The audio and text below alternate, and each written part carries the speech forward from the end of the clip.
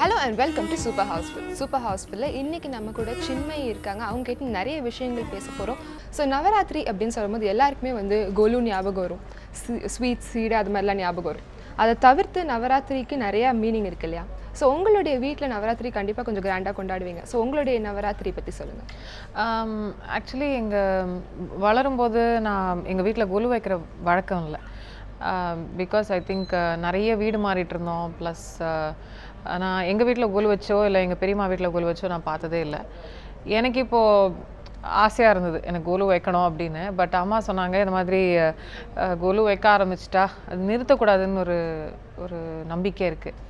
So நான் நிறைய travel இப்படிலாம் இருந்ததுன்னா எப்படி அப்படின்னு சொல்லிட்டு இந்த வருஷம் நான் வந்து ஃபஸ்ட்டு வெத்தலை பாக்கு மட்டும் கொடுக்க ஆரம்பிச்சிருக்கேன். வீட்டுக்கு எல்லாரையும் கூப்பிட்டு நவராத்திரி வந்து basically all forms of gods, ஒரு அம்பாள் வைக்கலாம், லக்ஷ்மி, சரஸ்வதி, துர்கா, அவங்கள வேண்ட, அவங்கள பாராட்டுற, ஒரு போற்றுற இந்த 9 நாள் to celebrate the divine goddess, the divine feminine இல்லையா?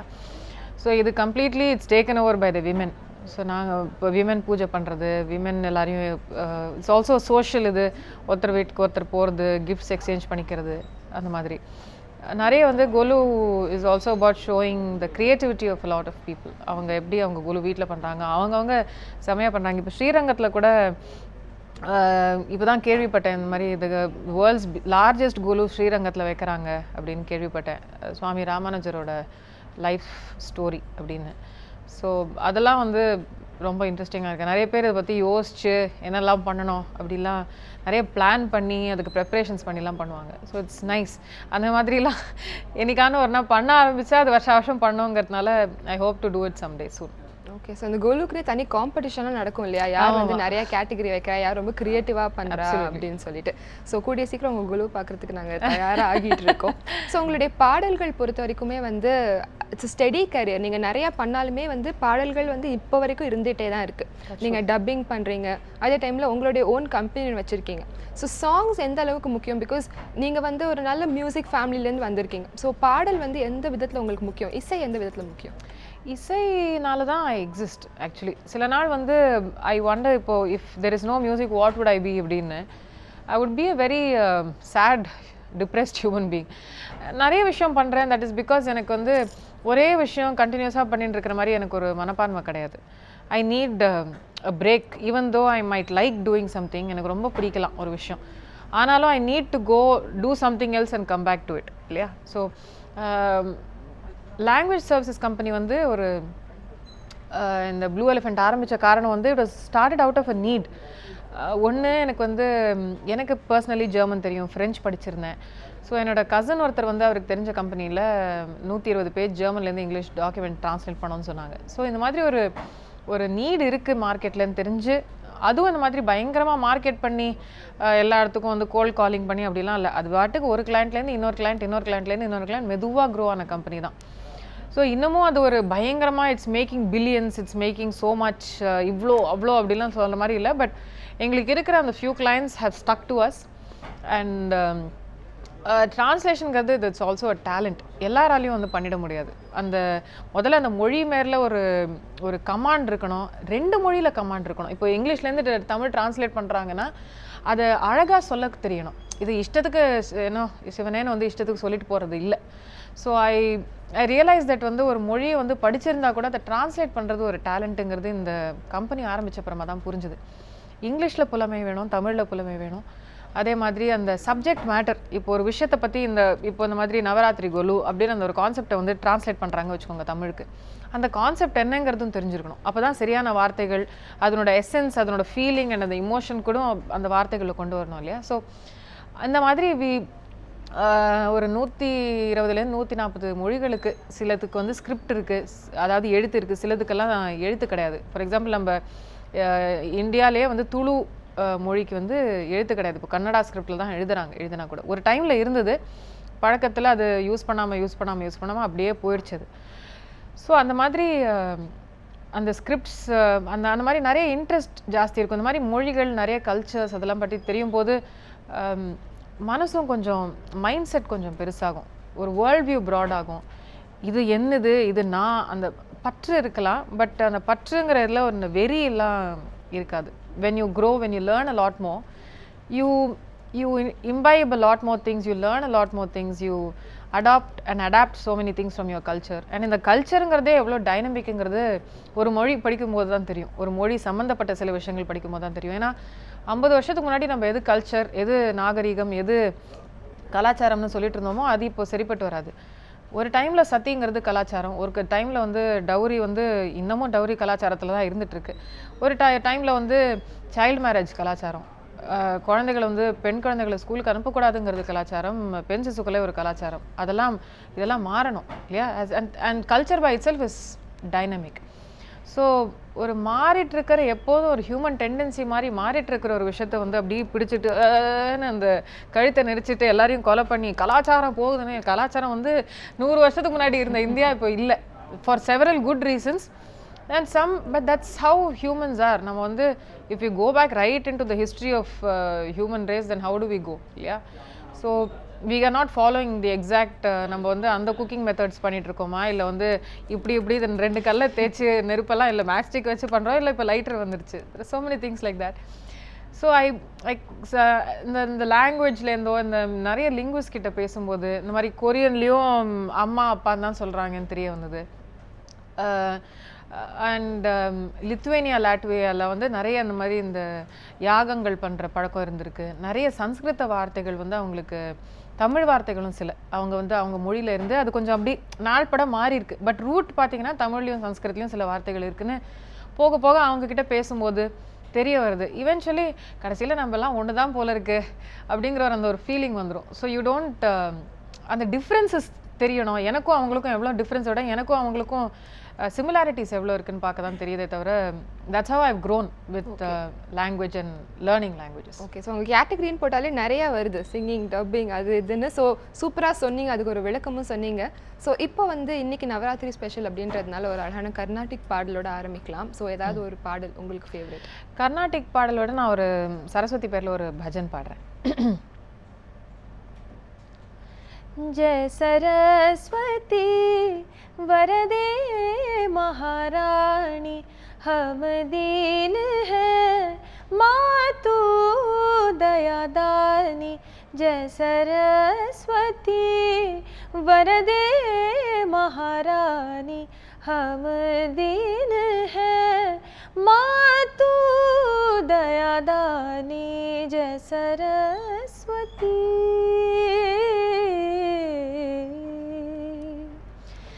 शांति सुखमय वातावरण कर, भगवती विद्या ज्योति जगा दे. शांति सुखमय वातावरण कर, भगवती विद्या ज्योति जगा दे. वीणा वादिनी सरवर शासी, ज्ञान सरित माँ जग में बहा दे. बिनती करत हूँ मैं अज्ञानी, बिनती करत हूँ मैं अज्ञानी. जय सरस्वती वरदे महारानी, हम दीन है मातु दयादानी. Super ma'am. ஸோ இப்போ வந்து தமிழ் சினிமாவில் உங்களை நிலைநாட்டிய பாடல் அப்படின்னு பார்த்தீங்கன்னா வந்து தெய்வம் தந்த பூவே. இப்போ வந்து என்னன்னா, நீங்கள் 15 இயர்ஸில் இருக்கும்போது இந்த பாடலை பாடியிருக்கீங்க. நானும் வந்து அந்த குட்டி பொண்ணு இருந்தாங்க, அவங்க ஏஜ் தான் இருந்திருப்பேன். ஆனால் இப்போ வரைக்கும் வந்து இது நிறைய பேருடைய பிளேலிஸ்ட் இருக்குது, சூப்பரான சாங். ஸோ இந்த பாடல் அமைஞ்சதை பற்றி சொல்லுங்கள். அது எப்படி அமைஞ்சதுலாம் எனக்கு தெரியல. ஸ்ரீனிவாஸ் சார் வந்து ஒரு தரம் கூட்டிகிட்டு போயிருந்தார் ரஹ்மான் சார் ஸ்டூடியோவுக்கு. நான் அப்போ தான் ஒரு தொலைக்காட்சியில் இருந்த ஒரு இசை போட்டியில் பங்கேற்று அவர் என்னோட ஜட்ஜாக வந்து ரஹ்மான் சாரோட ஸ்டூடியோ கூட்டிகிட்டு போகும்போது இந்த பாட்டோட ஸ்க்ராட்ச் ரெக்கார்ட் பண்ணோம். அதுக்கப்புறம் வைரமுத்து சாரோட வரிகள் வந்தது, அதையும் பாடினேன். அது இந்த ப்ராசஸ்லாம் எனக்கு தெரியாது. ஏன்னா ஃபஸ்ட்டு பாடின பாட்டு அதுதான். ரஹ்மான் சாரை ஃபஸ்ட் டைம் பார்க்குறேன். அண்ட் இதை வச்சுப்பாங்களா வச்சுக்க மாட்டாங்களா அதெல்லாம் எதுவுமே தெரியாது. அப்புறம் ஒரு தடவை ஸ்ரீனி சாருக்கு ஃபோன் பண்ணி கேட்டேன், சார் இந்த பாட்டு வச்சுப்பாங்களா அப்படின்னா, ஐ திங்க் ஸோ அப்படின்னார். ஸோ அதுக்கப்புறமா ஐ ஜஸ்ட் வெயிட்டட். ஏன்னா அந்த ரெக்கார்டிங் வந்து 2000 டிசம்பரில் நடந்தது. February 2012 பாட்டு ரிலீஸ் ஆச்சு. ஸோ இன் விச் கேஸ் கிட்டத்தட்ட ஒரு 1.5 வருஷம் 1.25 வருஷம் கழிச்சு தான் பாட்டு ரிலீஸ் ஆச்சு ஐ கெஸ். தென் அது ரிலீஸ் ஆனப்புறம் வந்து எனக்கு ஆடியோ கேசட்டில் வந்து எனக்கு அந்த சினியோரேன்னு அந்த ஆல்பமில் ஒரு பாட்டு இருக்கும். எனக்கு அந்த பாட்டு தான் ஹிட் ஆகும். இந்த பாட்டெல்லாம் வந்து மறந்துடுவாங்க, யாருக்குமே எதுவுமே தெரியாது அப்படின்னா வைரமுத்து சார் வந்து ஆடியோ லான்ச் அன்னைக்கே சொன்னார், இந்த மாதிரி இந்த பாடல் வந்து ரெக்கார்டிங் பண்ணும்போதே சொன்னேன், இந்த பாடல் மிகப்பெரிய பேரை உங்களுக்கு வாங்கி தரும் அப்படிலாம் அதை சொல்லிட்டு போனேன். எனக்கு வைரமுத்து சார்னா அப்போ யாருமே தெரியாது. ஆக்சுவலி மணிரத்னம் சார்னா யாருன்னு தெரியாது, வைரமுத்து சார்னா யாரும் தெரியாது. இதில் வேற எங்கள் அம்மா யாருன்னு தெரியுதா அப்படின்னு கேட்டார். என்ன ஆசனை, என்னம்மா அது யாரையும் அது எனக்கு தெரியலையே, யாருன்னு தெரியலையே அப்படின்னு சொல்லி நான் மாட்டி அப்புறம் மணி சார் வந்து ஐயோ பரவாயில்ல லெட் ஹர் பி அப்படிலாம் சொன்னாங்க. பட் தேங்க்ஃபுல்லி மணி சாரும் சரி வைரமுத்து சாரும் சரி அவங்களுக்கு நிஜமாகவே எனக்கு தெரியலன்னு இப்போ தெரிஞ்சது. They didn't take me wrong, என்னை தப்பாக நினச்சிக்கல அவங்க. And that's really sweet of them. But எனக்கு நிறைய சினிமா பாடல்கள்லாம் கற்றுக்கிட்டு சினிமா பார்த்து சினிமா பாடல்களை கேட்டு வளர்ந்த டைப் இல்லை நான். ஃபுல்லாக எங்கள் அம்மா தான் வளர்த்தாங்க. Carnatic music, Hindustani classical music, ghazal அவ்வளோதான் தெரியும். கொஞ்சம் ஹிந்தி பாடல்கள் நான் தெரியும், பிகாஸ் பாம்பேயில் சைல்ட்ஹுட் இருந்தது. தமிழ் பாடல்கள் சுத்தமாக தெரியாது. ஆக்சுவலி ஒரு தடவை என்னாச்சு, இந்த ரேமான் சார் ஸ்டூடியோவில் போய் உட்காந்துட்டு இருந்தேன். கிழக்கு சீமையில் டிவியில் போட்டுட்டு இருந்தாங்க. அப்போ வந்து சாமி அண்ணா வந்து ரேமான் சார் ஆஃபீஸில் ரொம்ப வருஷமாக இருக்கார். ஸோ நான் ஏதோ டீ குடிச்சிட்டு இந்த பாட்டு தென்கிழக்கு சீமையில் வந்தது, இந்த பாட்டு சூப்பராக இருக்கேன், மியூசிக் டைரக்டர் யார் அப்படின்னு சாமியோட, என்னவா அது நம்ம அண்ணன் போட்ட பாட்டுமா அப்படின்னு. அவ்வளோ லூஸ். இது வந்து ஒரு 7-8 வருஷம் முன்னாடி தான் நடந்தது. நான் ரஹ்மான் சாரோட ஃபேன் தான், ஆனாலும் வந்து இந்த ஹிஸ்ட்ரி ஜியாகிரஃபிலாம் தெரிஞ்சுக்காம ஸோ நான் இவ்வளோ லூஸாக இருந்தாலும் நிறைய பேர் நான் மன்னிச்சு விட்டேன். ஸோ வந்து நீங்கள் ஹம் பண்ணிட்டு இருந்தீங்க இந்த பாடலை, லைக் அந்த டியூன் சரசர சார காத்து. ஸோ அந்த பாடலோடு இப்போ ஆரம்பிச்சிடலாமா இந்த செக்மெண்ட்டு? சரசர சார காத்து வீசும்போது சார பார்த்து பேசும்போது சார பாம்பு போல நெஞ்சு சத்தம் போடுதே. சரசர சார காத்து வீசும்போது சார பார்த்து பேசும்போது சார பாம்பு போல நெஞ்சு போடுதே. இத்து போன நெஞ்ச தைக்க ஒத்த பார்வை பார்த்து செல்லு மொத்த சொத்த எழுதி தார மூச்சு உட்பட டீ போல நீ என்னைய ஆத்துற. ஸோ வந்து இதில் இத்தனை வரும்போது வந்து சொல்லும் போதே நமக்கு லைட்டாக தடுமாறும். அது மட்டும் இல்லாமல் இப்போவே வந்து மூச்சு பிடிக்கிறது ரொம்ப கஷ்டம் இந்த பாடலுக்கு. ஸோ ரெக்கார்டிங்கில் எத்தனை டேக் எடுத்தீங்க, எப்படி இருந்து இந்த பாடலோட ரெக்கார்டிங்கோட ஆர்டர் வந்து நான் ஆக்சுவலி ஜிப்ரான்ட்ட சொன்னேன், இது வந்து நான் லைவில் பாடுறதுக்குள்ளே எனக்கு இன்னொரு ஸ்பேர் செட் லங்ஸ் வந்து பக்கத்தில் வச்சுட்டு அட்டாச் பண்ணிட்டு தான் பாடணும்னு நினைக்கிறேன்னு. But when you record you somehow ஒரு 2-3 டைம் ப்ராக்டிஸ் பண்ணும்போது கொஞ்சம் மூச்சு கிச்செல்லாம் வாங்கி அதை கண்ட்ரோல் பண்ணிடலாம். That's not a problem. இதில் வந்து நிறையெல்லாம் எனக்கு யூஸ்வலி ஒரு பல்லவி சரணம் அந்த மாதிரி பாடும்போது I like doing it in one flow. Unless until ஏதாவது ஒரு உச்சரிப்பில் டேக் ரொம்ப செம்மையாக வந்துருச்சு, சும்மா இங்கே ஏதாவது ஒரு பஞ்ச் பண்ணணும் நான் மட்டும் பண்ணுவேனே தவிர ஐ லைக் இந்த line by line recording I don't prefer. Simply because அந்த continuity of thought and musicality இருக்கணும்னு ஆசைப்படுவேன். சில பாடல்கள் வந்து ஓவர்லேப் ஆகும். இந்த ஒரு பாட்டு ஒரு லைன் முடியும் போது இன்னொரு லைன் ஆரம்பிக்கிறதுங்கிற மாதிரி அதெல்லாம் பஞ்ச் பண்ணி தான் ஆகணும். அது லைவில் பாடுறதும் கஷ்டம். But Saarakaathu was brilliant composition. Ghibran வந்து எனக்கு அந்த பாட்டை எனக்கு கூப்பிட்டு கொடுத்ததே நான் ஒரு ரியலி லக்கி. நான் வந்து I'm very grateful to Ghibran for what especially giving Saarakaathu. Because I think தேவன் தந்த பூவைக்கு அப்புறம் ஒரு பெரிய அளவில் இந்த பாட்டு எனக்கு பேர் வாங்கி கொடுத்தது, நிறைய அவார்ட்ஸ் வாங்கி கொடுத்தது. ஸோ மெலடிக்கு எப்போவுமே வந்து தனி ஒரு சிறப்பு இருக்குது. என்ன தான் வந்து பாப் ராக் அப்படின்னு நிறையா வந்தாலும் மெலடி அப்படின்னு சொல்லும் போது வந்து இட் ஹேஸ் ஃபேன்ஸ் எப்போவுமே. அதையும் வந்து சில குரல்கள் தான் வந்து மெலடிக்கு செட் ஆகும் அப்படின்றது பிரேக் ஆகி இப்போ any voice can make a melody அப்படின்ற மாதிரி ஆயிடுச்சு. ஸோ உங்களுடைய கருத்து என்ன? ஏன்னா உங்கள் பாடல்கள் mostly melodies are always a hit. So அதை பற்றி உங்களுடைய கருத்து? ஐ திங்க் இது மாதிரி இந்த வாய்ஸ் தான் இந்த மெலடிக்குன்றது அந்த ஸ்லாட் பண்ணுறதெல்லாம் மாறுறது ஒரு நல்ல விஷயம் தான் நினைக்கிறேன். பிகாஸ் என் குரல் பார்த்தீங்கன்னா இந்த வெரி டிப்பிக்கல் ஸ்வீட் வாய்ஸ் அந்த கிடையாது. I am not the typical heroine voice, I am not the typical even playback வாய்ஸ்ன்னு சொல்லலாம். ஏன்னா தேவன் தந்த பூவே குரல் கேட்டிங்கன்னா எனக்கு ரொம்ப நாளைக்கு வந்து என் குரலை எப்படி யூஸ் பண்ணலான்னு நிறைய பேருக்கு புரியல. I was a very under utilised voice simply because slotting was different. அதுக்கப்புறம் ரமேஷ் விநாயகம் சார் இந்த என்ன இதுன்னு ஒரு பாட்டு கொடுத்தாங்க நலதமயந்தியில். அப்போது the sweeter tone to my voice started showing. சரசர சாரகாத்து is an example. வாராயோ வாராயோ is an example.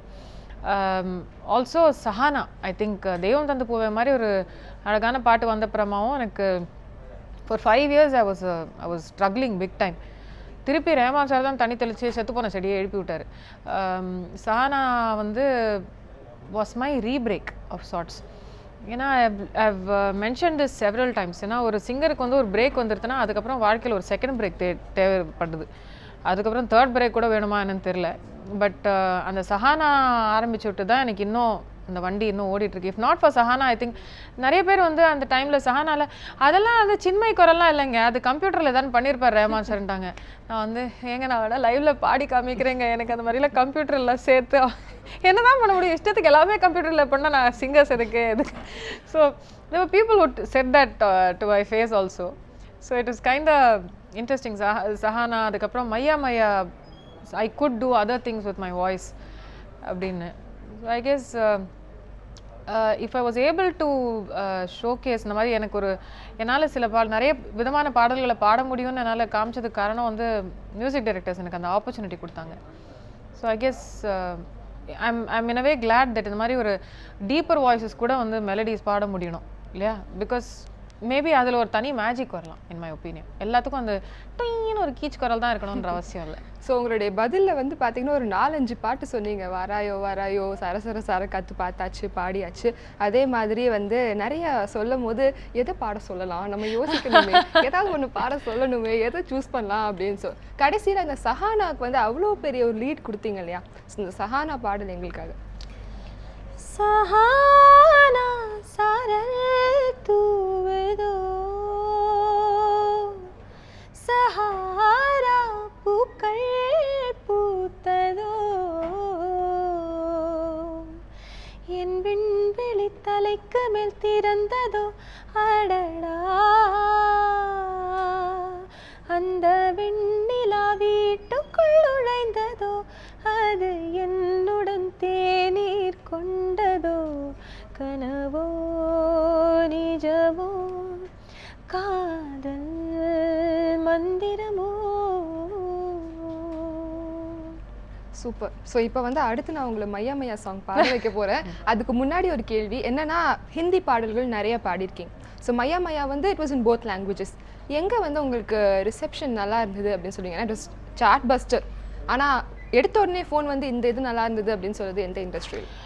அங்கே வந்து என்னை ரீச் பண்ண முடியல மோர் தென் எனிதிங் எல்ஸ். இப்போ தான் வந்து அங்கே சென்னை எக்ஸ்பிரஸில் தித்லி பாடின அப்புறமா தான் இப்போ தான் நான் எஸ்டாப்ளிஷ் பண்ண மையா மையாவும் நான் பாடியிருக்கேன் அப்படிங்கிறது. Because that song was split between me and Mariam, the Canadian singer. But lyrical portions நான் நிறைய பாடியிருக்கேன் அந்த பாட்டில்.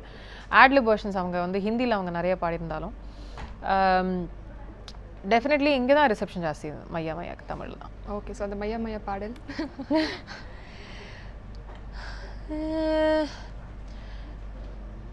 நான் ஐயோ நான் சீரியல் செய்த கடல், நான் சீரியல் செய்த கடல், வெள்ளை தங்கத்தில் செய்த உடல், வெள்ளை தங்கத்தில் செய்த உடல், உன் காதலே நானே, காதல் தானே பிராணனே. ஓகே. அப்படியே டோட்டலாக ஒரு சேஞ்ச் அப்படின்னு சொல்லணும். இந்த ஸ்வீட் வாய்ஸ் அப்புறம் இங்கே வந்து ஒரு மாதிரி ஒரு peppy kind of sweet voice. So அடுத்து பார்த்தீங்கன்னா சமந்தாக்கு நீங்கள் தான் வந்து டப்பிங் பண்ணிட்டு இருக்கீங்க. அதுவும் இல்லாமல் டப்பிங் அப்படின்னும் போதும் உங்கள் பேர் வந்து டாப்பில் நிற்குது. ஸோ டப்பிங் அப்படின்னு சொல்லும் போது ஹவு இஸ் இட்? ஏன்னா நிறைய பேர் வந்து பார்க்கும்போது அந்த கேரக்டரோட சிங்க் ஆகணும், அப்போ தான் வந்து நம்புவாங்க. தனியாக தெரிஞ்சிச்சுன்னா வந்து ரொம்ப கஷ்டம். ஸோ இந்த டப்பிங் இண்டஸ்ட்ரி பற்றி சொல்லுங்கள். அதுவும் அகெயின் ரஹ்மான் சார் ஸ்டூடியோவில் இருக்கிற என்ஜினியர் சொன்னதுனால தான் நான் டப்பிங் பண்ணேன். கார்த்திக் நாங்கள் ஒரு என்ஜினியர் இருந்தார். ஸோ அவர் ஃபோன் பண்ணி, நீ why don't you go for a voice test for Bhoomika in சில்லுன்னு ஒரு கதெல்லாம். ஈயா எனக்கெல்லாம் சிரிக்க தெரியாது, அழ தெரியாது. அப்புறம் என்னோடது வந்து இந்த ஹீரோயின் மாதிரி அப்படிங்கிற இருக்கிற அந்த அப்படிலாம் எனக்கு வந்து சுத்தமா வராது. அது சில பேருக்கு ஸ்க்ரீன்ல பண்ண அந்த ரியாக்ஷன் நம்ம கொண்டு வரணும். ஐ நோ அது இட்ஸ் a டேலண்ட்ங்க அது நிஜமாவே எனக்கு. And I said mine is a deeper voice. இந்த ஹீரோயின் மாதிரி கிளிக்லி கிளிக்லி அப்படின்லாம் இருக்கிற வாய்ஸ் இல்லையே, எப்படி எனக்கு செட் ஆகும் அப்படின்னா, இல்லை why don't you just go and try அப்படின்னாங்க.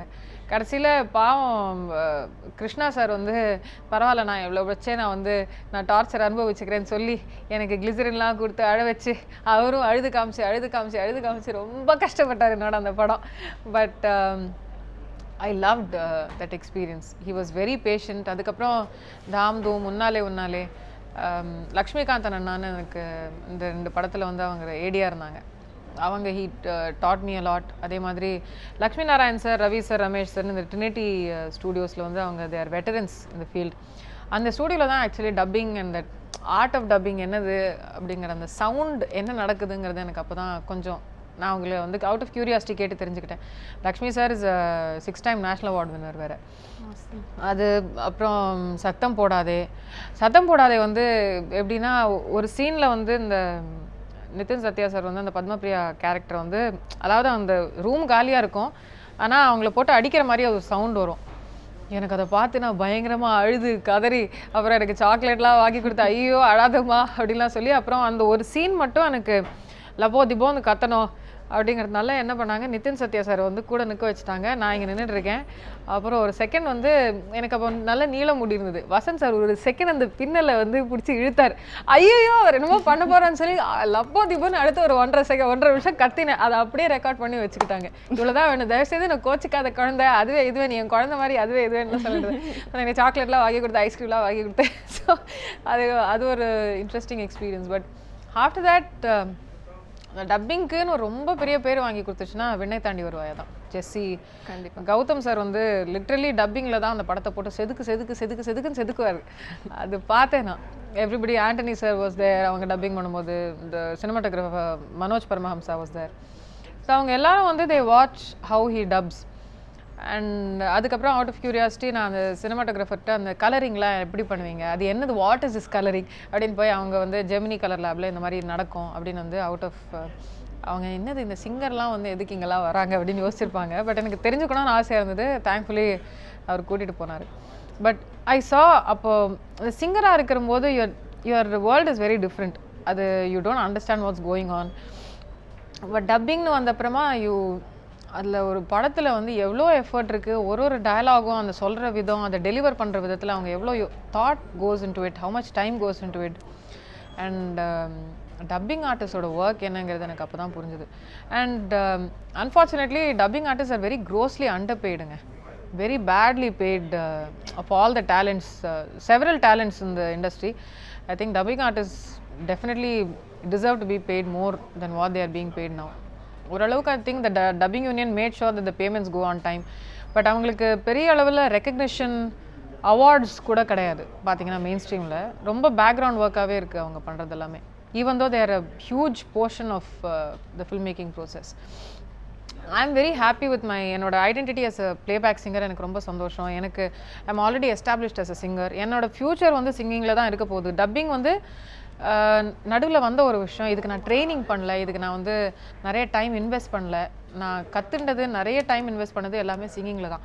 ஸோ டப்பிங்கில் எனக்கு அது நடுவில் வந்துட்டு போகிற ஒரு விஷயமா பார்க்குறேன். அது வந்து பட் இதுவே ஒரு கரியராக வந்து ஃபாலோ பண்ணுறவங்க, இதுக்கு நிறைய time and energy and resources போட்டவங்க நிறைய பேர் இருக்காங்க. And they all deserve the recognition. And I definitely think they all deserve. இதான் இந்த லோக்கல் அவார்ட்ஸ் எல்லாம் கூட அவங்களுக்கு இப்போ இந்தியா லெவலில் இருக்கிற அவார்ட்ஸ் எல்லாமே வந்து they must consider adding that category. பெரிய டேலண்ட்டுங்க அது. ஸோ வந்து நாங்கள் பார்க்குறதுலாம் ஸ்க்ரீனில் வாய்ஸ் கேட்குறது தான். So behind the scenes settle என்ன நடக்குது அப்படின்னு கேட்கும்போது ரொம்ப இன்ட்ரெஸ்டிங்காக இருக்குது. So music is my future அப்படின்னு சொல்லியிருக்கீங்க. ஸோ சாங்ஸ் பொறுத்த வரைக்கும் இம்ப்ரவைசேஷன் வந்து இருந்துக்கிட்டே இருக்கும். மியூசிக் டைரக்டர்ஸ் வந்து பாடகர்கள்கிட்ட எப்படி ஒரு கான்வர்சேஷன் இருக்கும் அந்த இம்ப்ரவைசேஷன் பொறுத்த வரைக்கும்? அவங்க எக்ஸ்பெக்ட் பண்ணுவாங்களா இல்லை அவங்க சொல்லிடுவாங்களா யூ கேன் டூ இட் அப்படின்ற மாதிரி எப்படி இருக்கும்? ஐ திங்க் ஒரு செஷனும் it's a very unique thing. சில பேர் இல்லை நான் கொடுத்ததை பாடுங்க போகிறோம் அப்படின்றாங்க. They are very particular as to அதில் ரொம்ப சங்கதி டேலண்டெல்லாம் காமிக்க வேண்டாம், நீ ஜஸ்ட் சிங் அப்படின்னு. ஐ திங்க் நாங்கள் as an artist the place where I can probably show my full capacity is when I'm probably singing classical music or தான் ஒரு பஜன் எடுத்து பாடும்போதோ இல்லை இந்த ஒரு ஃபிலிம் சாங்கே வந்து நான் லைவில் பாடும்போது வேறு மாதிரி பாடலாம். there are so many ways of doing it. So adlib போர்ஷன்ஸில் இருக்கும், அதில் வந்து நம்ம இஷ்டத்துக்கு வேணும்னா ஸ்வரம் பாடிக்கலாம், இல்லைனா அங்கே வேறு ஏதாவது ஹம்மிங் பண்ணிக்கலாம். அது you can't do it when you're recording, right? So அவங்க வந்து ஷூட் பண்ணுறதுக்குன்னு ஒரு மூட் ஒன்று செட் பண்ணியிருப்பாங்க, அவங்களுக்கு அந்த கதைக்காக பாடல் இல்லையா? ஸோ அந்த பாடல் வந்து அந்த கேரக்டருக்காக பாடல். ஸோ சரசர சாரகாத்தில் நான் பயங்கரமாக பிருகா ஸ்வரம் எல்லாம் போட்டேன்னா பாவம் அந்த கிராமத்தில் இருக்கிற பொண்ணுக்கு எப்படி இல்லாம வரும். Excuse me. So when you sing for a film, அதுக்கு சில பேராமீட்டர்ஸ் இருக்குது, அதுக்குள்ளே தான் பாடணும். சில டயலெக்ட்ஸ் இருக்கலாம், சில இல்லாத பாடுற ஸ்டைல் இருக்கலாம். ஸோ மியூசிக் டைரக்டர்ஸ் சொல்லுவாங்க இப்படி தான் வேணும் அப்படிங்கிறது. So you stick to that and Singh what they want. இதயம் அப்படின்னு சொல்லும்போது உங்களுக்கு 2 சாங்ஸ் இருக்குது, லைக் இதயத்தில் ஏதோ ஒன்று, அப்புறமா கோச்சுடான் இதயம். இந்த இதயம் அப்படின்றது வந்து ஒரு எப்படி சொல்கிறது, உங்களுக்கு ஒரு லக் ஃபேக்டரான்னு தெரியல, எல்லா பாடல்கள் அதில் வந்தாலுமே சூப்பர் ஹிட் ஆகிடுது. ஸோ வந்து அந்த பாடல், அந்த கோச்சடியான் பாடல் பாடிட்டு அதுக்கப்புறமா அடுத்த கேள்விக்கு போகலாம். இதயம் நழுவி நழுவி போகுதே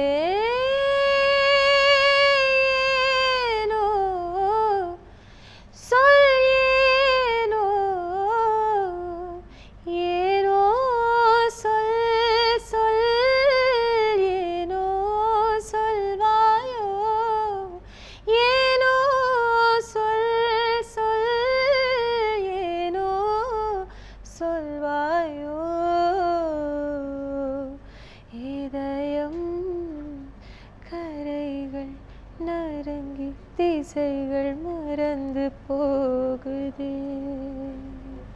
நீங்கள் மூச்சு பிடிக்கிறத பார்க்கும்போது எனக்கே கஷ்டமாக இருக்குது. அது ப்ராக்டிஸ் தான் இல்லை, you have to keep practising அப்படின்ற மாதிரி. ஸோ இப்போ நிறைய மியூசிக் டைரக்டர்ஸ் கூட ஒர்க் பண்ணியிருக்கீங்க, ஏஆர் சாராக இருக்கட்டும், ஹாரிஸ் சாராக இருக்கட்டும், இப்போ நிறைய பேர் வந்துட்டு இருக்காங்க, ஜிப்ரான் சார் சொன்னீங்க. ஸோ இப்போ இருக்க மியூசிக் டைரக்டர்ஸோடைய ஒரு எக்ஸ்பெக்டேஷன் என்னவா இருக்குது பாடகர்கள்கிட்ட இருந்து? எனக்கு பெரிய டிஃப்ரென்ஸ் ஒன்றும் தெரியல. இந்த சென்ஸ் அவங்க எக்ஸ்பெக்டேஷன் டிஃப்ரெண்ட், இவங்க ஐ திங்க் ஒன்ஸ் அந்த கம்போசர் அப்படிங்கிற அந்த ஒரு பொசிஷன் வரும்போதே அவங்களோட requirements are pretty much the same. They are composing for a film, அதனோட parameters, அதனோட rules and regulations, rules book அதே மாதிரி தான் இருக்குது. அண்ட் எனக்கு வந்து ஒரே டிஃப்ரென்ஸ் என்னென்னா, முன்னாடி எல்லாருக்கும் சார், அங்கிள், அண்ணா, அக்கா அப்படிங்கிறதுலேருந்து இப்போ தம்பி, தங்க அப்படி அந்த மாதிரி ஆயிடுச்சு, வேறு ஒன்றும் இல்லை. ஸோ உங்களுடைய ஃபேஸ் அடுத்த லெவலுக்கு போயிடுச்சு அப்படின்னு சொல்லலாம். இப்போ நிறைய ரியாலிட்டி ஷோஸ் நடக்குது, முக்கியமாக வந்து பாடல்களுக்கு எல்லா சேனல்லையும் வந்து ரியாலிட்டி ஷோஸ் வச்சிடுறாங்க. நிறைய டேலண்ட்ஸ் வந்து குவிஞ்சிட்டே இருக்காங்க அப்படின்னு சொல்லணும். அவங்களுக்கு மியூசிக் இண்டஸ்ட்ரியில் ஓப்பனிங் எப்படி இருக்குது? நல்லா தான் இருக்குன்னு நினைக்கிறேன். இப்போது there are 2 sides of this coin இல்லைங்களா? ஸோ நிறைய பேர் இதை வந்து இந்த அவங்களோட டேலண்ட்டை வெளிப்படுத்துறதுக்கான இந்த ஒரு மேடை வந்து இப்போ எஸ்பிவி சார், சுஷிலா மேம் இருந்த டைமில், சித்ரா மேம் இருந்த டைம்லலாம் கிடையாது. எல்லாருக்கும் யாருக்கானும் இந்த மாதிரி பாடணும், அவங்களோட டேலண்ட்டை வெளிப்படுத்தணும், what is the way to do இட்டுங்கிறது யோசிக்கணும், சரி அப்புறம் கை விட்டுருவாங்க. இப்போது சேனலுக்கு சேனல், ரேடியோக்கு ரேடியோ கூட தேர் டூயிங் இந்த மாதிரி டேலண்ட் ஹண்ட்ஸ்லாம் பண்ணிகிட்ருக்காங்க. ஒன்று, there is an embarrassment of riches, நிறைய டேலண்ட், நிறைய பீப்புள் ஆர் கம்மிங் அவுட். இப்போது it will definitely be survival of the ஃபிட்டஸ்ட்டுங்கிறது it will be even more. Plus நீங்கள் வென் ரியாலிட்டி ஷோவில் வந்து பங்கேற்கும் போது நிறைய பாடல்களை கேட்குறது, நிறைய பாடகர்களோட எக்ஸ்ப்ரெஷன்ஸை கேட்குறது, எங்கேயோ அந்த ஒரு பாதிப்பு வந்துடும். ஸோ இப்போ இத்தனை பேர் பாடினாலும் அவங்களோட ஸ்பெஷாலிட்டின்னு ஒன்று அந்த டேபிளுக்கு வரமாட்டேங்குது. That is what I hear from a lot of composers.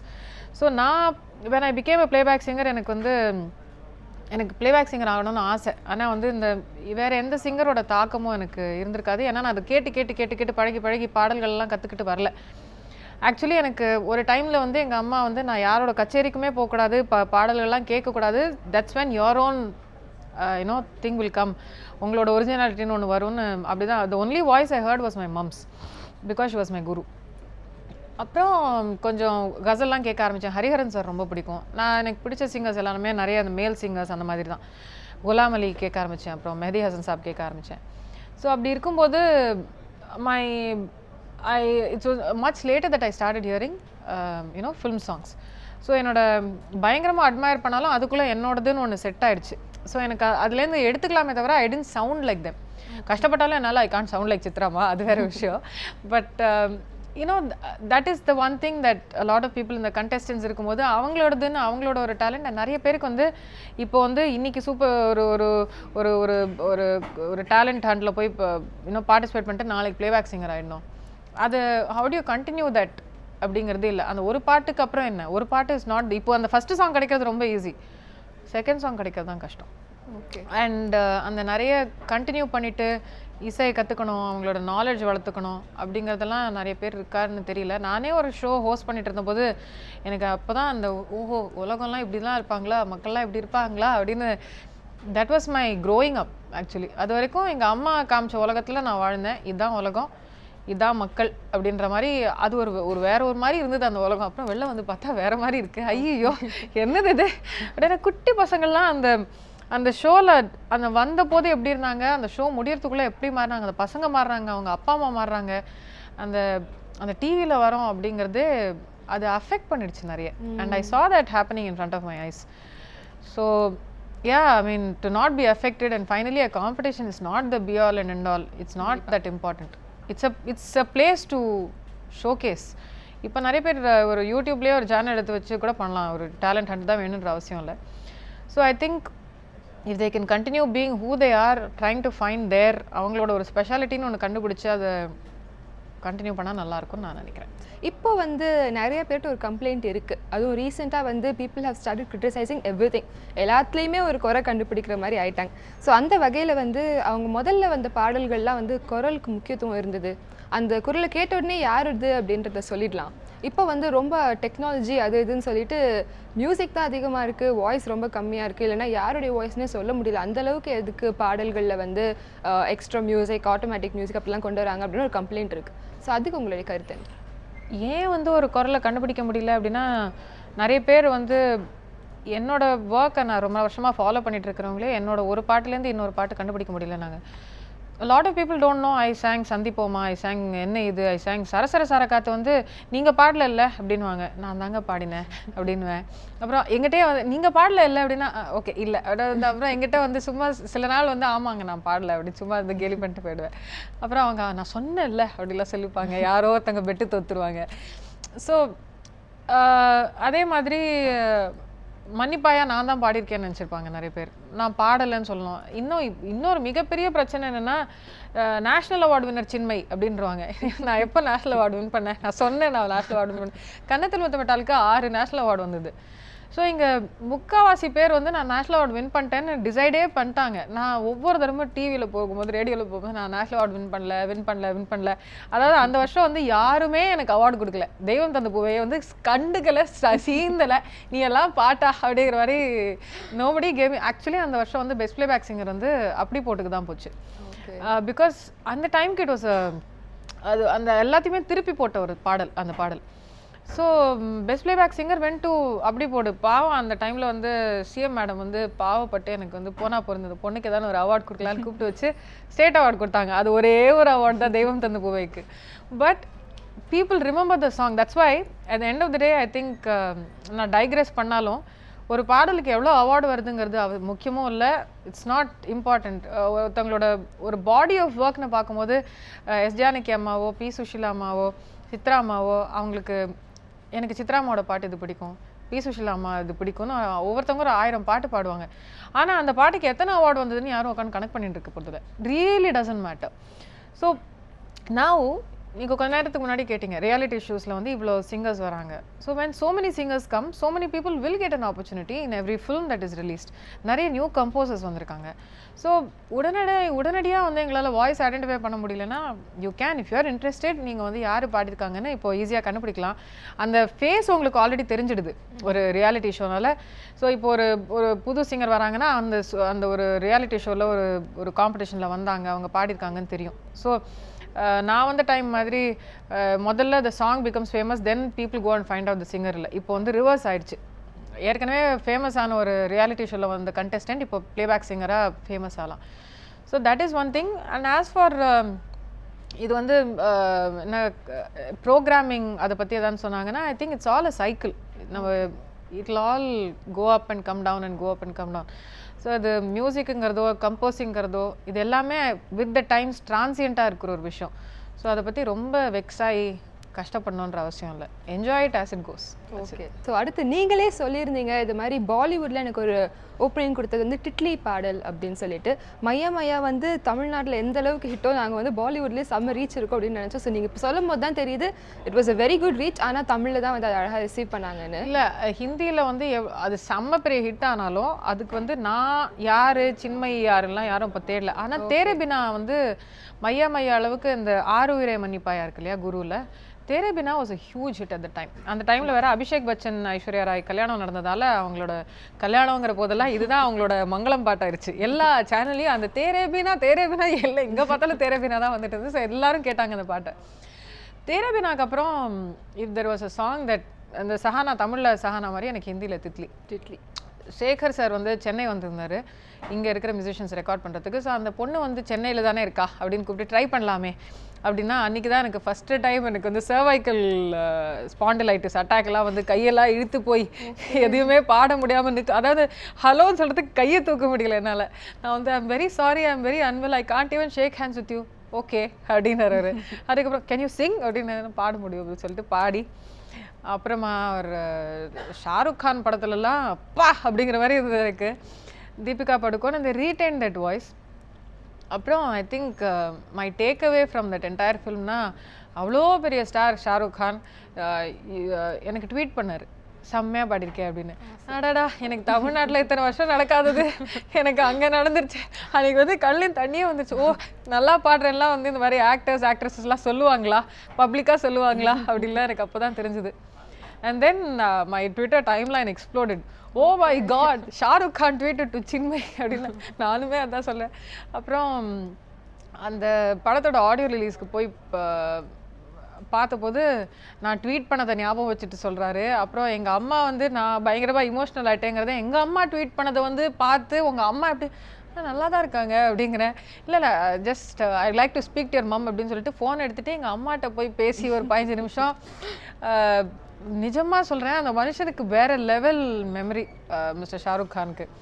So அதெல்லாம் மறக்கவே முடியாதுங்க. அந்த மாதிரி ஒரு they are very chilled out and they don't seem to take it too seriously. He understands he is a superstar, he knows all that, but he is also very nice and very sweet, humble. Definitely அது ஒரு வேறு style of humility. எனக்கு அது ரொம்ப பிடிச்சிருந்தது. நிறைய கற்றுக்கிட்டேன் அன்றைக்கி அந்த மனுஷனை பார்த்து.